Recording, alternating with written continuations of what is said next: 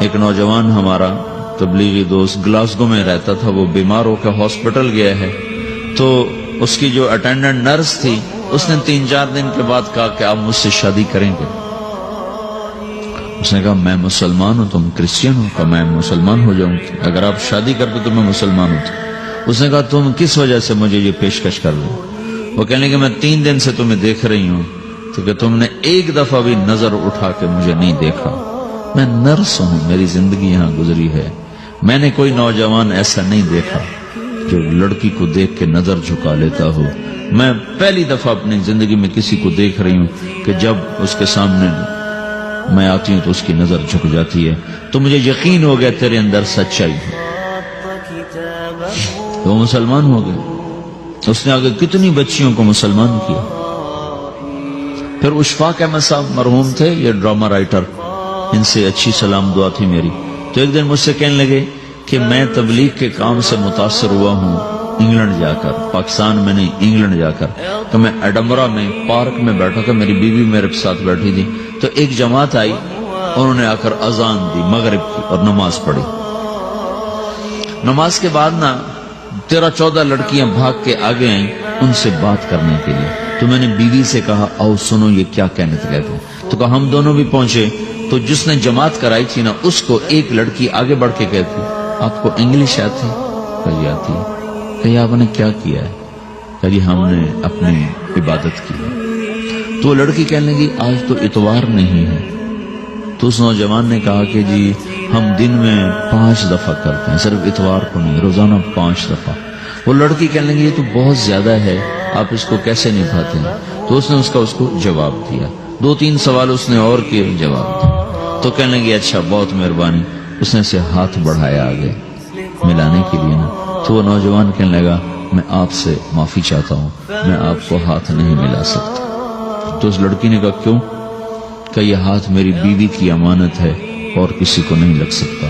تو لڑکی کھڑی تھی، وہ زمین پہ گر گئی، صرف اس بہت وہ زمین پہ گر گئی، کھڑے کھڑے وہ زمین پہ گر گئی، اور وہ بچوں کی طرح رونے لگی پھوٹ پھوٹ کے، اور کہنے لگی وہ لڑکی کتنی خوش قسمت ہے جس کے تم خامد ہو، کاش یورپ کے مرد بھی ایسے ہی ہوتے۔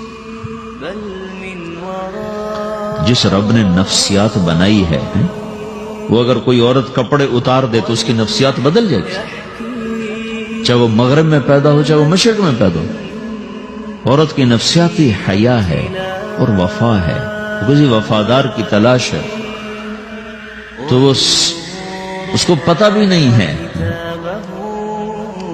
کہ مشرق کا حیا کیا ہے، لیکن وہ اس کو اللہ نے عورت بنایا ہے، اس کے اندر کی وہ نہیں مر سکتی چیز۔ کاش یورپ کے مرد بھی ایسے ہوتے۔ اور آنسو پوچھتی ہوئی وہاں سے اٹھ کے چل دی۔ تو اشفاق صاحب مرحوم کہنے لگے میں نے اپنی بیوی سے کہا بانو آج وہ تبلیغ ہوئی ہے کہ لاکھوں کتابیں بھی چھپ جاتی، وہ کام نہ ہوتا جو یہ نوجوان اپنے عمل سے کر گئے۔ تو میرے عزیزو کٹی پتنگ نہ بنو، اپنی کٹی پتنگ کی منزل کوئی نہیں رہتی، اللہ اس کے رسول کے ہاتھ میں اپنے ڈور دے کے چلو، اللہ اس کے رسول کی غلامی میں اپنے آپ کو چلاؤ تو اللہ تمہیں بھاگ لگائے گا، عزت بھی دے گا۔ اپنی منمانی میں کوئی راحت نہیں، اللہ کی قسم کوئی راحت نہیں۔ 6 بر اعظم پھر کے تمہیں بتا رہا ہوں کہ جو اپنی ترتیبوں پر چلنے والوں کے دکھ آپ لوگ اندازہ نہیں لگا سکتے۔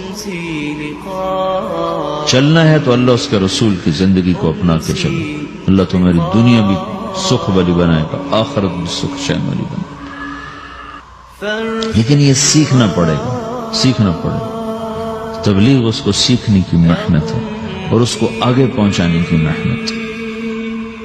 تو یہ عمر ہے، اس وقت ساری دنیا اسلام کے لیے تیار ہے، چونکہ نظریاتی طور پر دنیا شکست کھا چکی، کسی کے پاس کچھ نہیں،